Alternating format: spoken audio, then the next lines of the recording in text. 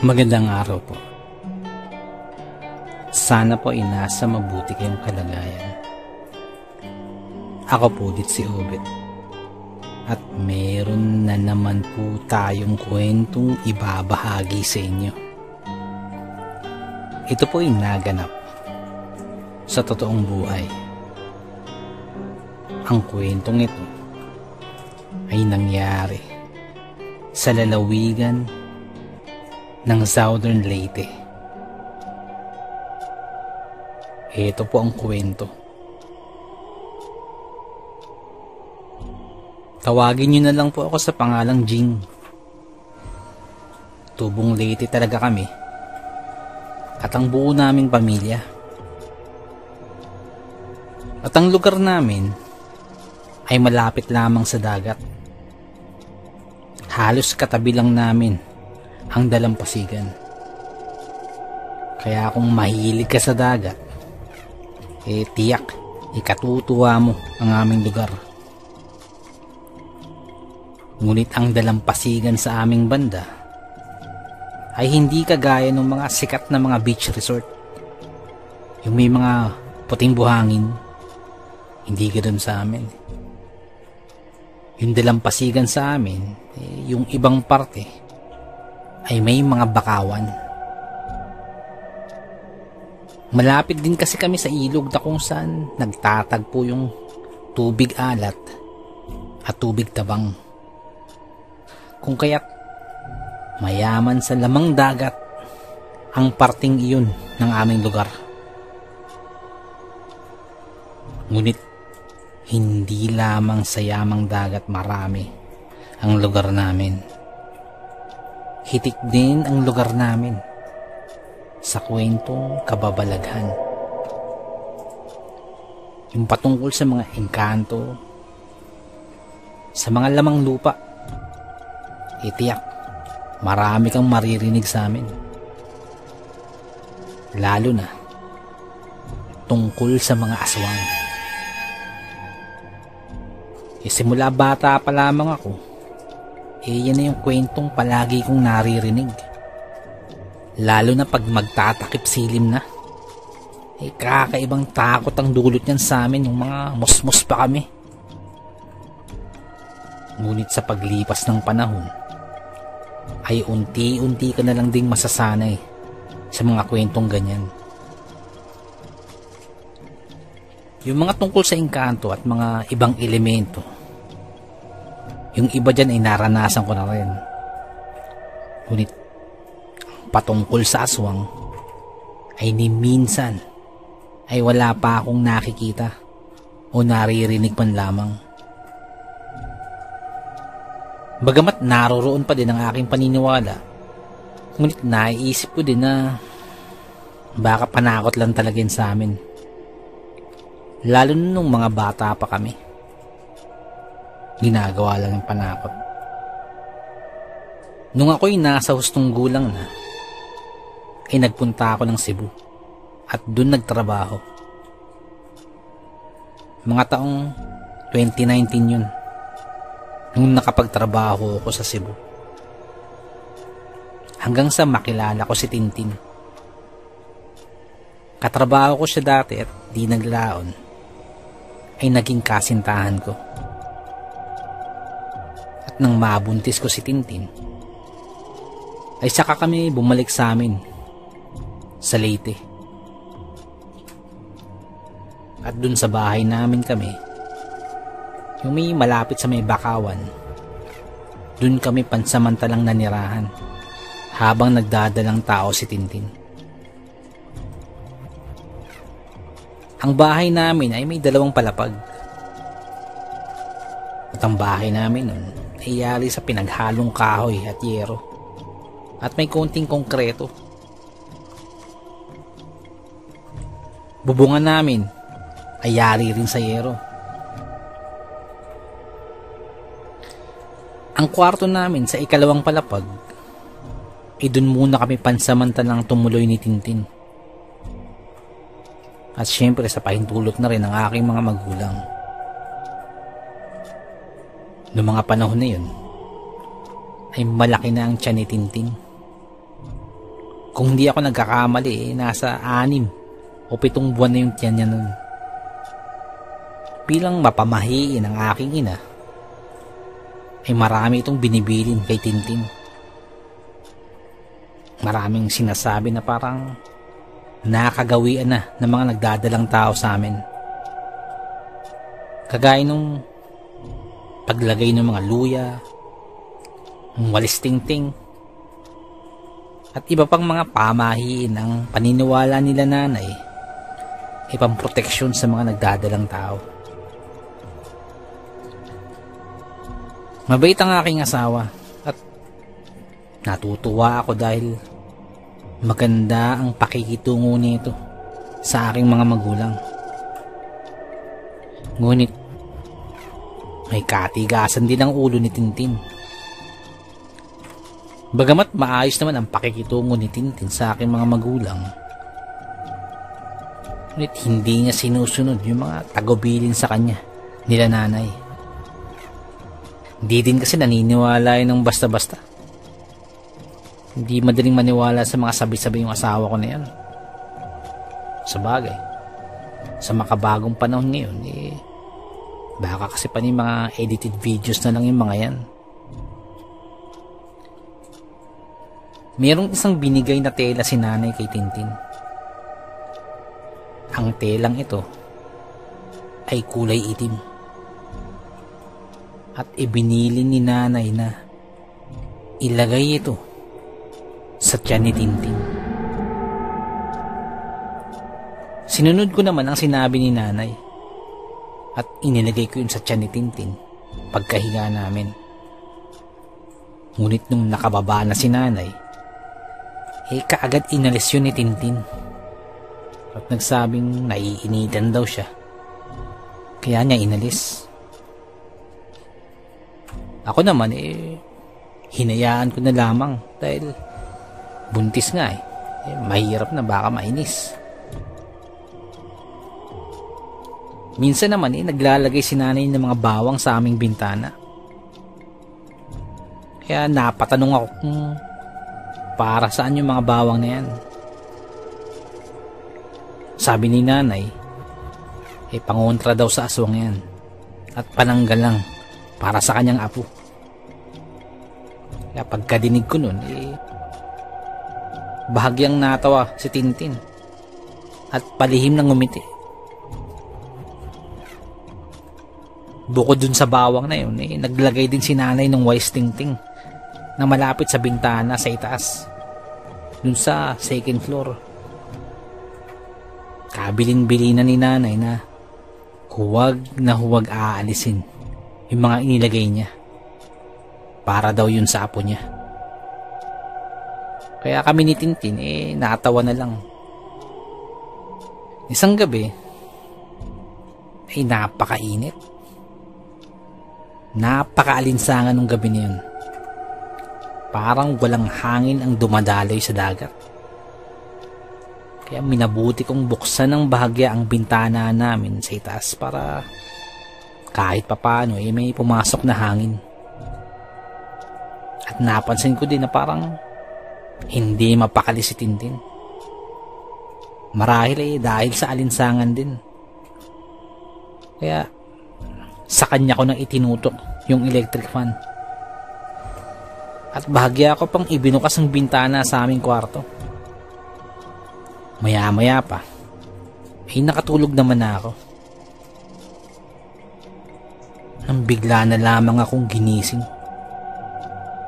Ginigising ako ni Tintin. Ano ba yun? Ba't anong problema? Tanong ko kay Tintin na halatang antok na antok pa ako. Jing, pakinggan mo. Parang may lumilipad. Sagot naman ni Tintin. At dahil antok na antok pa ako nun, nasagot ko na lang siya na,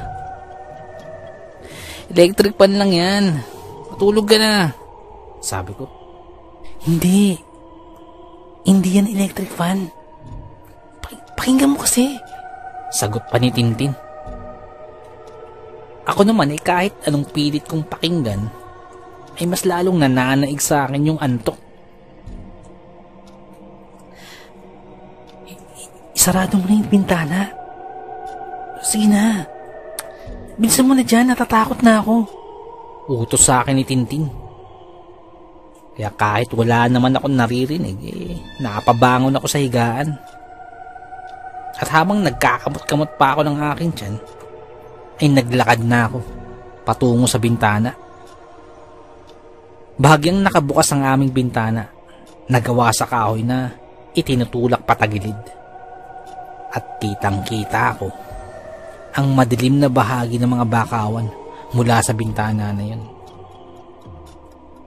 Habang papalakad, ay naisip ko yung walis. Kaya naitanong ko ito kay Tintin. Saan na pala yung nakalagay na walis tingting na nilagay ni nanay dito? Tanong ko. Inalis ko dyan eh. Parang maalikabok kasi. Kaya nilagay ko sa hagdanan. Sagot naman ni Tintin. Yung bawang, inalis mo din? Tanong ko pa. Oo, inalis ko din eh. Sagot pa ni Tintin. Kaya binaliwala ko na lamang yun. Papalapit na ako sa bintana. At pagkalapit ko, ay bahagya pa akong dumungaw sa bukas na parte ng bintana. Nang biglang may parang dumaan. Mabilis ang kilos nito. Pero sigurado ako. Parang may dumaan. Kasunod nun, ay nakarinig ako ng kakaibang tunog. Wak! Wak! Wak! Na parang kampay ng pakpak ng isang malaking ibon na naglilika ng kakaibang tunog. Wak! Wak! Wak! Wak! Wak! Pagkadinig ko nun, ay kaagad-agad nagtayuan ang balahibo ko sa katawan. At kaagad kong hinablot ng magkabila akong kamay yung bintana. At isinara ko ito. Ngunit hindi ko ito masara. Parang may pumipigil dito. Kaya makailang beses kong inalog yung bintana na yun. Ngunit ayaw pa ding maisara. Kasabay nun ay humangin ng malakas na akala mo ay may bagyo. Dinig na dinig ko na humahapay ang mga bakawan sa lakas ng hangin na yun. Pinipilit ko pa ding alugin yung bintana. Ngunit ayaw pa ding masara ng mga to. Maya-maya pa ay napasigaw na si Tintin. Jing, yung walis nasa pintuan. Sigaw ni Tintin. At dahil hindi naman ganun kalayo ang distansya ng bintana sa may pintuan, ay naisip kong takbuhin na lamang ito. Kaya pansamantala kong binitawan ang bintana at tinakbo ko ang pintuan ng kwarto upang makuha ang walis tingting. Patuloy pa din ang paghangin ng malakas. Pagkadampot ko ng walis, ay halos tinalon ko na ang papunta sa bintana. At muling inilagay ang walis na ito sa tabi ng bintana. Ibaliktad mo daw, Jing, yung walis. Sigaw pa ni Tintin. Kaya ibinaliktad ko ang walis at inilagay kong muli sa tabi ng bintana. At muli kong hinawakan ang magkabilang bintana. At sinubukan kong isara ito muli. Pagkahila ko ay tila nawala ang nakaharang dito. At tuluyan ko nang naisarado ang pintana sa taas. Maya-maya pa ay naririnig ko na naman ang malakas na pagaspas na parang isang malaking ibon. Paikot-ikot lamang ito sa itaas ng aming bahay. Rinig na rinig ko ang pagkampay nito. Kaya kaagad-agad akong napatingin kay Tintin. Anong mga sandaling yun ay nasa aming higaan na nakaupo at nababalot din ng nerbiyos. Parehas kaming nakikiramdam kung anong mangyayari. At maging ako ay hindi malaman kung anong gagawin. Rinig na rinig ko pa rin yung pagaspas ng pakpak na yun. Humihina at lumalakas yung pagaspas ng malaking pakpak na yun. Kaya yung walis tingting, yung hawakan nun, yun ang ipinangkalang ko sa bintana namin. At ginawa ko itong harang para magsilbing kandado nito. At kaagad-agad ay pinuntahan ko si Tintin sa aming higaan. Nang bigla na lamang parang may bumagsak sa aming bubungan. Parang may lumapag dito. Kaya natigilan ako sa aking kinatatayuan. Nang ilang sandali pa, ay parang may naglalakad sa aming bubungan. Hindi maingay ang paglakad nito. Ngunit ramdam na ramdam mo ang bigat nito dahil lumalangit-ngit ang aming bubungan. Ang bigat ng mga tapak nito. Parang nagmumula sa isang malaking hayop o malaking nilalang. Nang maya-maya pa'y biglang napasigaw si Tintin at napatayo ng wala sa oras. Bakit? Anong nangyari? Kagad kong tanong kay Tintin. May humawak sa akin dyan. Kagad na tugon ni Tintin. Pagkadinig ko nun ay kagad ko itong pinuntahan at inalalayan upang makababa. Nang maya-maya pa ay bigla nang nag-akyatan sila nanay at tatay dun sa aming kwarto. Nang makita ni nanay, ay kaagad na ibinigay kay Tintin yung itim na tela. Itakip mo sa apo ko! Ang titigas ng ulo nyo kasi! Sigaw ni nanay. Si tatay naman ay kaagad kinuha yung walis sa bintana at tila inayos yung pwesto nito. Ibinaliktad niya ito na iyong hawakan ay nasa ibaba at isinandal sa tabi ng bintana. Kasunod nun ay nagsaboy ng asin si tatay na tinulungan naman ng kapatid ko. Ako naman ay parang hilong-talilong na ng mga sandaling yun at hindi ko na malaman ang gagawin sa sobrang nervyos. Buti na lamang at inalalayan na ni nanay pababa si Tintin. Nasigaw pa rin ang sigaw sa takot. Bumaba na rin ako upang samahan ko si Tintin. At doon muna kami sa ibabang bahagi ng aming bahay. Habang nakaupo sa sala, ay nakatakip ang itim na tela na ibinigay ni nanay doon sa tiyan ni Tintin. Maya-maya pa may mga ikinabit na pardible kay Tintin si nanay. May mga nakasukbit dito na hindi ko maintindihan. Yung isa ay parang saluya. Yung iba ay hindi ko maintindihan na parang medalyon. Maya-maya pa ay nagsalita si nanay. Huwag na huwag niyong aalisin yan sa katawan mo. Proteksyon yan para sa apo ko. Ang titigas ng ulo nyo. Ayaw niyong sumunod. Sigaw ni nanay sa amin. Magsasalita pa sana si Tintin, ngunit kaagad itong sinuway ni nanay. Huwag ka muna magsasalita at maaamoy ng aswang ang apo ko sa iyong sinapupunan. Kaya tumahimik ka na lamang muna. Kaya tumahimik na lamang kaming dalawa. Naririnig ko pa sa itaas sila tatay at ang kapatid ko na nagsasaboy ng asin. Si tatay naman ay mura ng mura na parang may kaaway. At dala-dala rin ni tatay yung sundang. Ito yung mahabang itak sa amin. Makalipas ang halos kalahating oras, ay medyo kumalma na din ang sitwasyon sa aming itaas.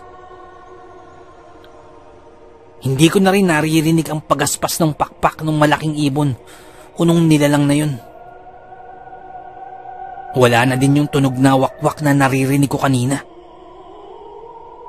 Ngunit hindi pa din nawawala ang takot ko. Dahil sa tinagal-tagal kong nakatira sa lugar namin, ay ngayon pa lamang ako nakaranas ng ganito. Hindi ko maintindihan ang nararamdaman ko dahil tila hindi pangkaraniwan yun. Maya-maya pa ay nakatulog na si Tintin habang andun kami sa upuan. Ako naman ay nananatiling gising at maging sila nanay at si tatay. Nagbabantay na baka bumalik yung wakwak dun sa dalampasigan. At nagbantay ako hanggang sa mag-umaga.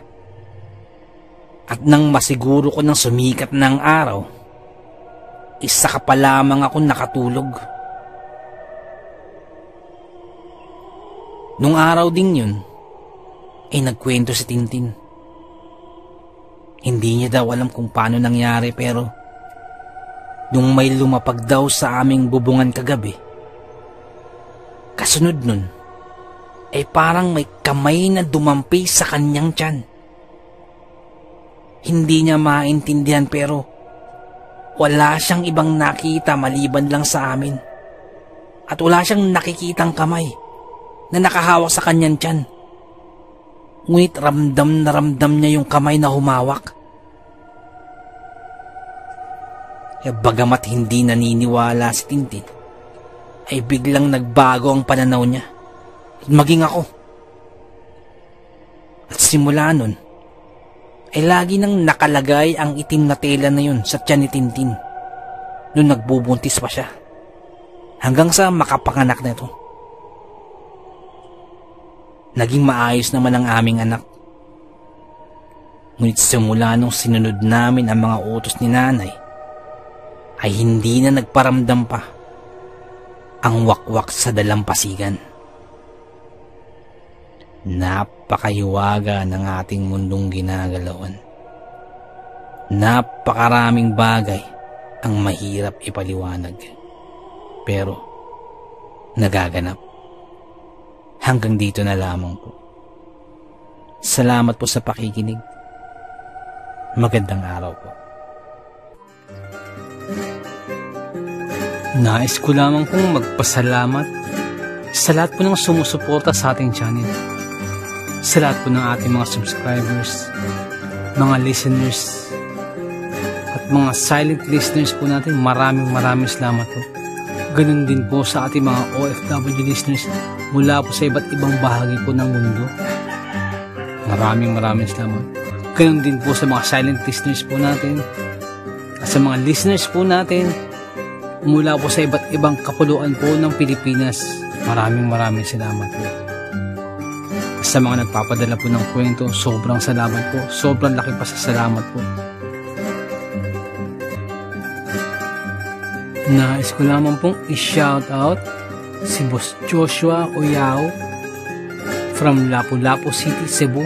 Shout out po sa iyo, boss. Happy birthday din po kay Boss Marlon Paro. Boss, more birthdays to come, more blessings and good health. Shout out po sa inyo, Boss Marlon. Shout out din po kay Boss Val Dayot at sa family po ni Boss Val Dayot dyan po sa may Kalinog, Iloilo. Shout out po sa inyo. Si Ma'am Helen Casamayor, ma'am, maraming salamat po. Isa po sa masugid natin tagapakinig po mula pa po nung nasa Saudi pa po siya. Maraming salamat po, Ma'am Helen Casamayor. Isa po sa ating mga silent listeners. Sobrang salamat po. Sana po, ingat po kayo dyan palagi. Maraming salamat po. Nais ko naman pong i-shout out si Boss Marlon ng Di Masalang. Boss, shout out po. Maraming salamat po sa pakikinig. At nais ko rin pong i-shout out si Ma'am Dalisay Concepcion. Maraming salamat po sa pakikinig. Shout out po sa inyo, ma'am. Shout out din po kay Sir Myong. Boss, maraming salamat sa pagbisita sa ating channel. Maraming salamat. Kay Sir Myong Herminio Viterbo, shoutout po sa iyo. Ingat po palagi. And also, belated happy birthday po kay Ma'am Annie Apruebo. Belated happy birthday po. More birthdays to come. More blessings and good health. Shoutout po sa inyo. Maraming salamat po.